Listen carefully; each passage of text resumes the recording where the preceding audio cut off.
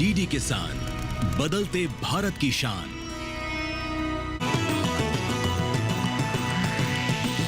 DD किसान, बदलते भारत की शान।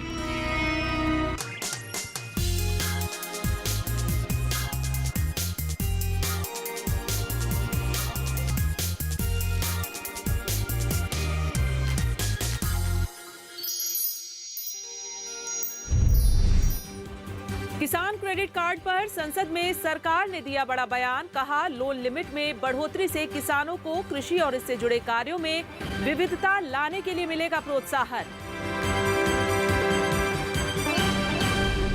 केंद्रीय कृषि एवं किसान कल्याण और ग्रामीण विकास मंत्री शिवराज सिंह चौहान ने की वाटरशेड यात्रा की शुरुआत। खेतों में वाटर लेवल बढ़ाने और मिट्टी संरक्षण पर होगा काम। और central institute of cotton research ने कपास उत्पादन के अनुमान में किया बड़ा बदलाव। कहा, महाराष्ट्र, तेलंगाना और कर्नाटक के कई जिलों में बढ़ेगी कपास की पैदावार।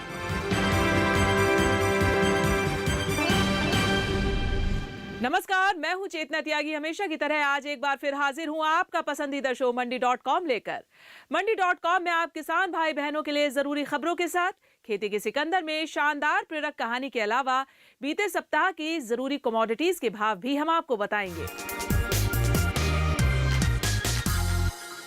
सबसे पहले देख लेते हैं कि बीते सप्ताह जरूरी कमोडिटीज के भाव क्या रहे हैं।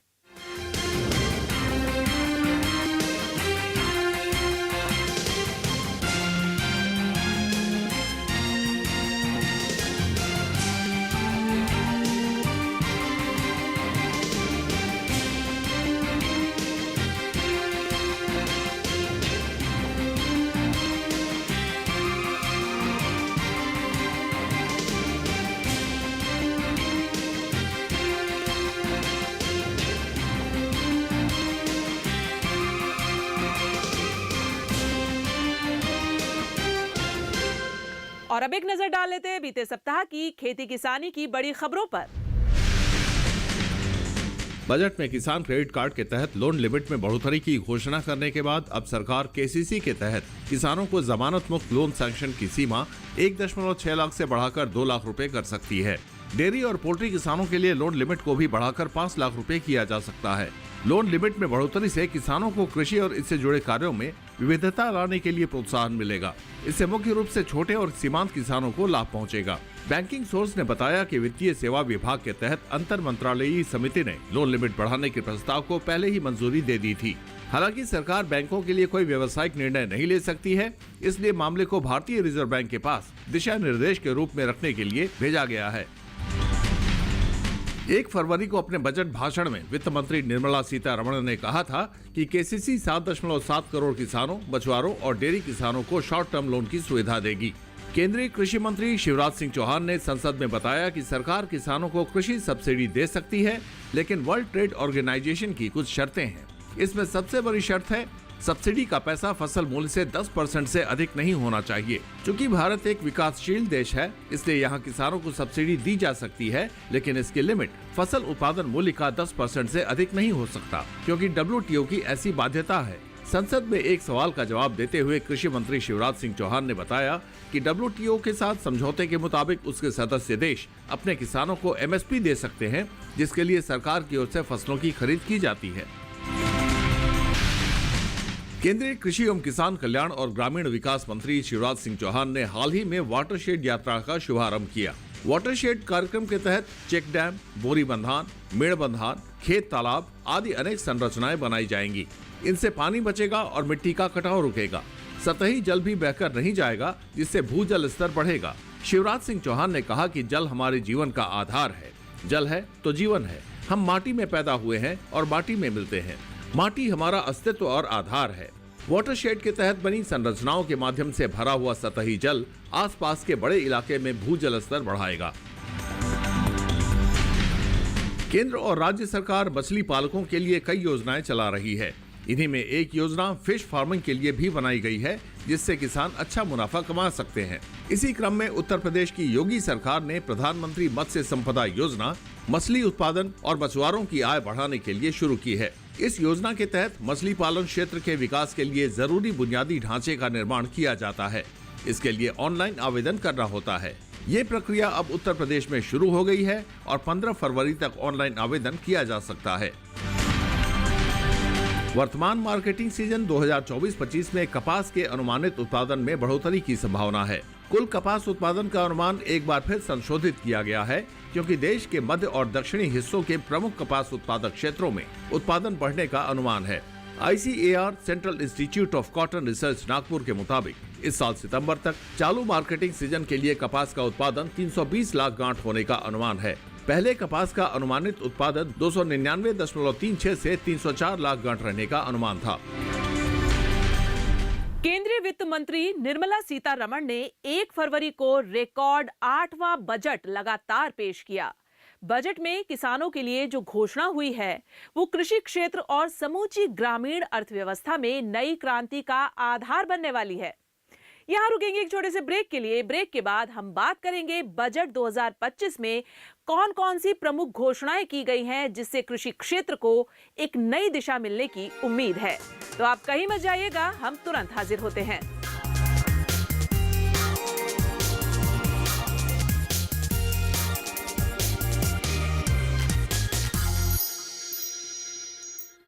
चेक जाना पड़ेगा। अरे गेम छोड़ के 1 महीना हो गया कंप्लेंट किए हुए, बैंक रिफंड ही नहीं कर रहा है। कंप्लेंट करनी है। अरे बैठिए बैठिए यहीं से कर लीजिए आरबीआई के ओम्बुड्समैन को। कैसे? आरबीआई अधिकृत बैंक, एनबीएफसी या डिजिटल लेन देन के जितने भी प्लेटफॉर्म्स हैं, उनकी शिकायत आप कर सकते हैं घर बैठे बैठे। आरबीआई के CMS पोर्टल पर। ये हो गया चेकमेट। कंप्लेंट करेंगे क्या? आरबीआई कहता है जानकार बनिए, सतर्क रहिए।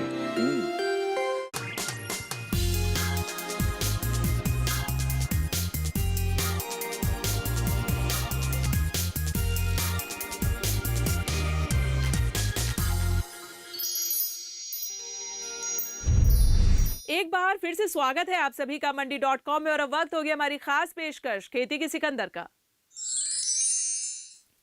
केंद्रीय वित्त मंत्री निर्मला सीतारमण ने 1 फरवरी को ऐतिहासिक बजट पेश किया, जिसमें कृषि, ग्रामीण विकास और किसानों की भलाई के लिए कई महत्वपूर्ण घोषणाएं की गई हैं।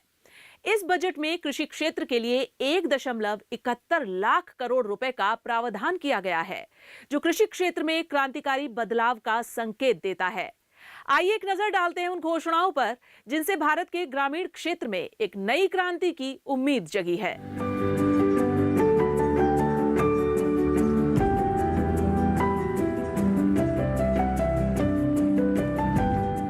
केंद्रीय वित्त मंत्री निर्मला सीतारमण ने 1 फरवरी को रिकॉर्ड लगातार 8वीं बार बजट पेश किया। बजट में किसान, महिला, युवा समेत तमाम वर्गों के लिए बड़ी घोषणाएं की गई। बजट में कृषि एवं संबद्ध क्षेत्र के लिए 1.71 लाख करोड़ रुपए का प्रावधान है। इस बार किसानों के लिए जो घोषणाएं हुई हैं, वो कृषि क्षेत्र और समूची ग्रामीण अर्थव्यवस्था में नई क्रांति का आधार बनेंगी।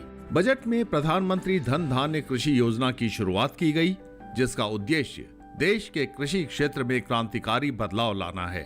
प्रधानमंत्री धन धान्य कृषि योजना में सरकार 100 कृषि जिलों को शामिल करेगी, जहां कम उत्पादकता, कम फसलों की बुआई और औसत से कम ऋण मानदंडों का सामना किया जाता है। Agriculture as the first engine. Now I move to specific proposals, beginning with agriculture as the first engine.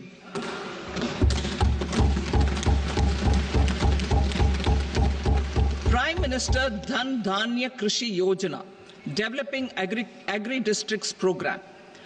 Motivated by the success of the aspirational district program, our government will undertake a Prime Minister Dhan Dhanya Krishi Yojana in partnership with states. Through the convergence of existing schemes and specialized measures, the program will cover 100 districts with low productivity, moderate crop intensity, and below average credit parameters. It aims to 1. Enhance agricultural productivity, 2. Adopt crop diversification and sustainable agricultural practices, 3. Augment post-harvest storage at the panchayat and block level, 4. Improve irrigation facilities, and 5. Facilitate availability of long-term and short-term credit. This program is likely to help 1.7 crore farmers. Budget 2025-26 में खेती और किसानी से जुड़ी कई अहम घोषणाएं की गईं, जिनसे ग्रामीण क्षेत्र में नई क्रांति का सूत्रपात होने की उम्मीद है। इस बार सरकार ने व्यापक बहुक्षेत्रीय ग्रामीण संपन्नता और अनुकूलन निर्माण कार्यक्रम की शुरुआत का ऐलान किया है, जो राज्यों की भागीदारी से संचालित होगा। इस कार्यक्रम का मुख्य उद्देश्य कृषि क्षेत्र में कम रोजगार के मुद्दे का समाधान करना है। इससे ग्रामीण क्षेत्रों में रोजगार के अवसर बढ़ सकते हैं। Building rural prosperity and resilience. A comprehensive multi-sectoral rural prosperity and resilience program will be launched in partnership with the states. This will address underemployment in agriculture through skilling, investment, technology, and invigorating the rural economy. The goal is to generate ample opportunities in rural areas so that migration is an option but not a necessity. The program will focus on rural women, young farmers, rural youth, marginal and small farmers, and landless families. The details are in Annexure A. Domestic best practices will be incorporated, and appropriate technical and financial assistance will be sought from multilateral development banks. In phase 1, 100 developing agri districts will be covered. Bharat सरकार ने कृषि क्षेत्र में एक और महत्वपूर्ण कदम उठाते हुए राष्ट्रीय खाद्य तिलहन मिशन को लागू करने की घोषणा की है, जिससे खाद्य तेलों और दलहन में आत्मनिर्भरता की ओर नया कदम बढ़ाया जाएगा। सरकार ने विशेष रूप से तुअर, उड़द और मसूर जैसी प्रमुख दलहन पर ध्यान दिया है। इसके लिए 6 वर्षों तक चलने वाले दलहन में आत्मनिर्भरता मिशन की शुरुआत की गई है। इस मिशन का उद्देश्य किसानों को बेहतर समर्थन और लाभकारी मूल्य देना है, ताकि वे दलहन की उत्पादन क्षमता में वृद्धि कर सकें। Atmanirbharta in pulses. Our government is implementing the National Mission for Edible Oilseed for achieving Atmanirbharta in edible oils. Our farmers have the capability to grow enough for our needs and more. 10 years ago, we made concerted efforts and succeeded in achieving near self-sufficiency in pulses. Farmers responded to the need by increasing the cultivated area by 50%, and government arranged for procurement and remunerative prices. Since then, with rising incomes and better affordability, our consumption of pulses has increased significantly. Our government will now launch a 6-year mission for Atmanirbharta in pulses with a special focus on tuar, urad and masoor. Details are in Annexure B. Central agencies such as NAFED and NCCF will be ready to procure these 3 pulses as much as offered during the next 4 years from farmers who register with these agencies and enter into agreements. केंद्रीय वित्त मंत्री निर्मला सीतारमण ने budget में एक और महत्वपूर्ण घोषणा की है, जिसके तहत सब्जियों, फलों और श्री अन्न के उत्पादन और आपूर्ति को बढ़ावा देने के लिए व्यापक कार्यक्रम शुरू किया जाएगा। इस कार्यक्रम का उद्देश्य किसानों को लाभकारी मूल्य सुनिश्चित करना और उनकी आय बढ़ाना है। कार्यक्रम के तहत किसान उत्पादक संगठनों और सहकारी समितियों को भी भागीदार बनाया जाएगा। ये कदम देश में पोषण संबंधी जागरूकता और स्वस्थ समाज के निर्माण की दिशा में महत्वपूर्ण पहल है। Comprehensive program for vegetables and fruits. It is encouraging that our people are increasingly becoming aware of their nutritional needs. It is a sign of a society becoming healthier. With rising income levels, the consumption of vegetables, fruits, and Sri Anna is increasing significantly. A comprehensive program to promote production, efficient supplies, processing, and remunerative prices for farmers will be launched in partnership with the states. Appropriate institutional mechanisms for implementation and participation of farmer producer organizations and cooperatives will be set up. Bharat सरकार ने बिहार में मखाना उद्योग को और सशक्त बनाने के लिए महत्वपूर्ण कदम उठाया है। केंद्रीय बजट में मखाना उत्पादन, प्रसंस्करण और विपणन के सुधार के लिए बिहार में मखाना बोर्ड की स्थापना का ऐलान किया गया है।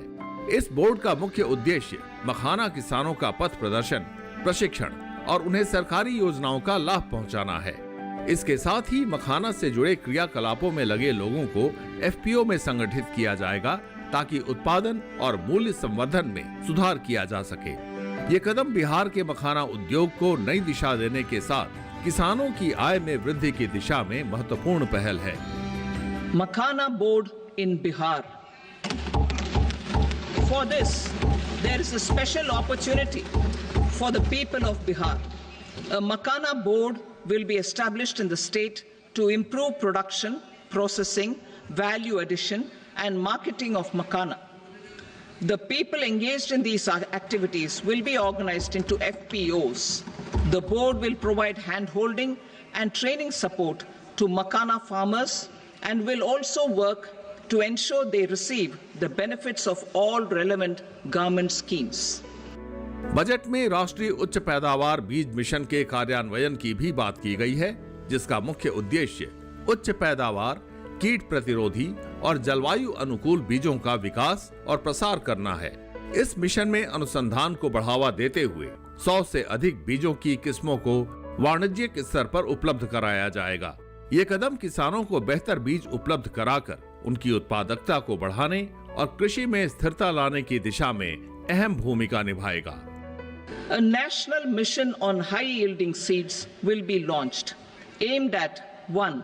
Strengthening research ecosystem, 2. Targeted development and propagation of seeds with high yield, pest resistance and climate resilience, and 3. Commercial availability of more than 100 seed varieties released since July 2024. वित्त मंत्री निर्मला सीतारमण ने इस बजट में किसान, महिला और युवा सहित कई वर्गों के लिए खास घोषणाएं की हैं, जिनमें से कृषि क्षेत्र के लिए कई ऐतिहासिक पहल शामिल हैं। यहाँ रुकेंगे एक और छोटे से ब्रेक के लिए। ब्रेक से जब हम वापस आएंगे तो आपको दिखाएंगे कि किस तरह सरकार के नए प्रावधान से किसानों की स्थिति को मजबूत करेगी और कृषि क्षेत्र को सशक्त बनाएगी।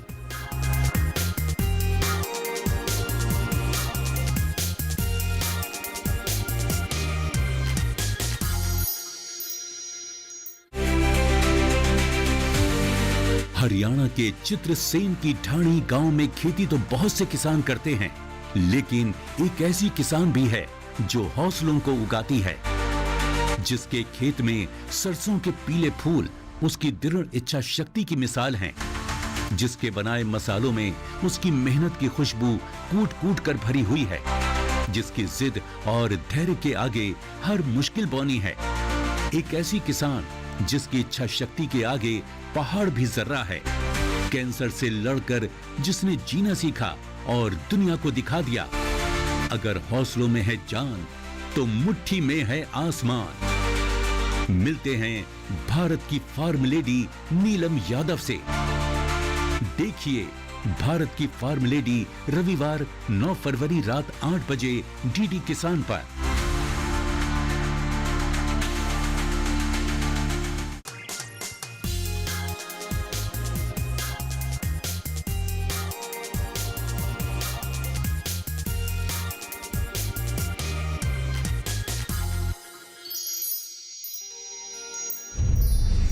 कृषि क्षेत्र में सुधार, नई योजनाएं और सरकारी पहल इस बजट का अहम हिस्सा रही है।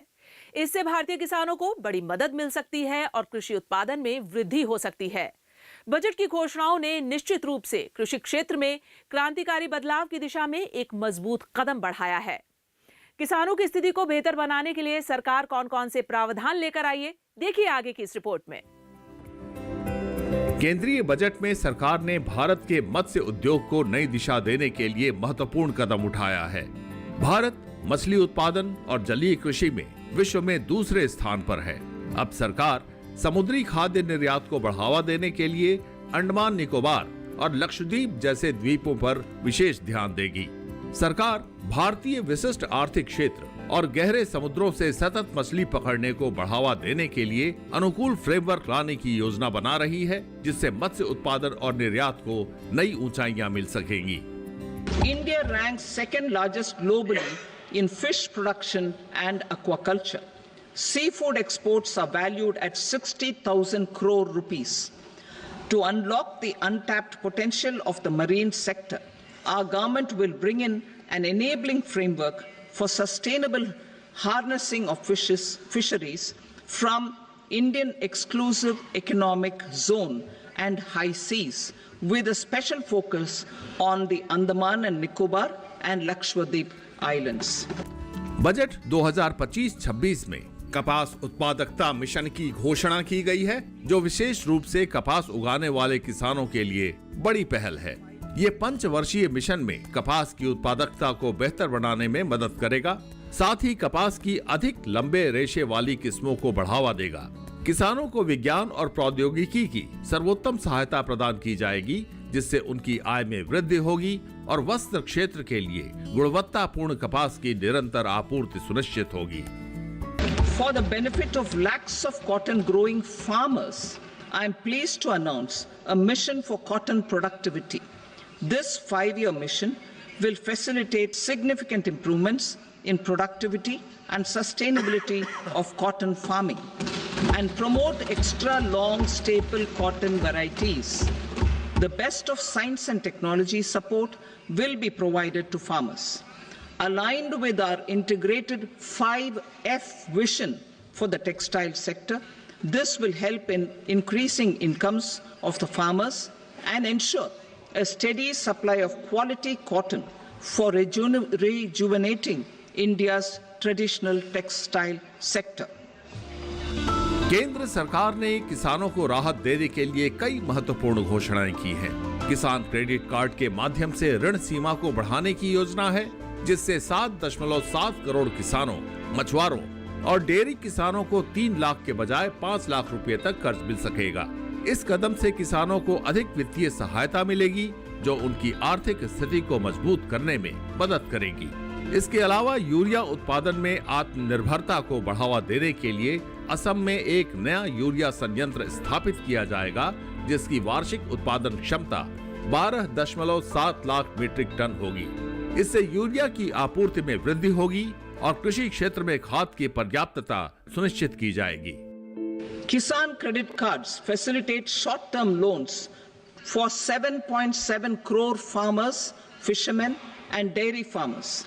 The loan limit under modified interest subvention scheme will be enhanced from 3 lakh rupees to 5 lakh rupees for loans taken through the KCC. For Atmanirbharta in urea production,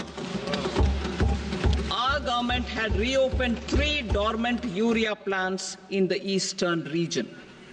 To further augment urea supply, a plant with annual capacity of 12.7 lakh metric tons will be set up at Namrup in Assam.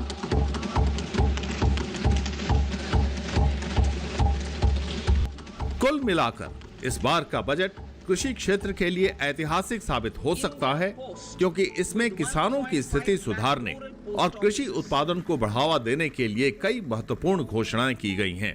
प्रधानमंत्री धन धान्य कृषि योजना से लेकर दलहन में आत्मनिर्भरता मिशन तक हर कदम किसानों की आय बढ़ाने और उनकी उत्पादकता को सशक्त बनाने की दिशा में है। मंडी.com के लिए अनिल वत्स के साथ किशन भारद्वाज। कुल मिलाकर कृषि क्षेत्र के लिए इस बार का बजट ऐतिहासिक साबित हो सकता है। इसके जरिए सरकार ने किसानों की आय बढ़ाने और कृषि उत्पादकता को सशक्त बनाने के लिए महत्वपूर्ण कदम उठाए हैं। मंडी.com में आज बस इतना ही। अगले सप्ताह में फिर आऊंगी किसानों को प्रेरणा देने वाली सफलता की एक कहानी और दूसरी जरूरी खबरें लेकर। तब तक के लिए नमस्कार और आप देखते रहिए दूरदर्शन किसान। आपकी राय हमारे लिए बहुत महत्वपूर्ण है। आप हमारे टोल फ्री नंबर पर कॉल कर सकते हैं और अपनी राय दे सकते हैं। साथ ही आप ईमेल के जरिए भी हमें अपनी राय दे सकते हैं। हमारा ईमेल पता है ncdexmandi@gmail.com।